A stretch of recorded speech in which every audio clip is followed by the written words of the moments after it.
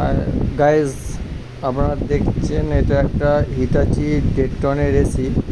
তো সার্ভিসিং একটু লেট হয়ে গেছে, যার জন্য এত পরিমাণে জাম হয়ে গেছে। তো এটাকে টোটাল খুলে সব কিছু সার্ভিস করতে হবে। তো সব খুলেছি ক্যাবিনেট।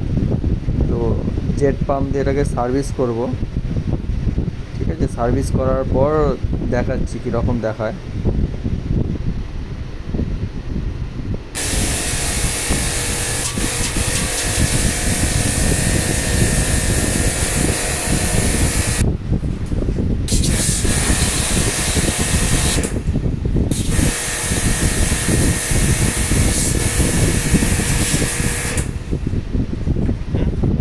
সার্ভিস কমপ্লিট হয়ে গেছে। তো দেখতেই পাচ্ছেন যে কীরকম, মানে কী পরিমাণে ময়লা জমেছিল এর ভেতরে, পুরো ফিন ভর্তি হয়ে গিয়েছিলো।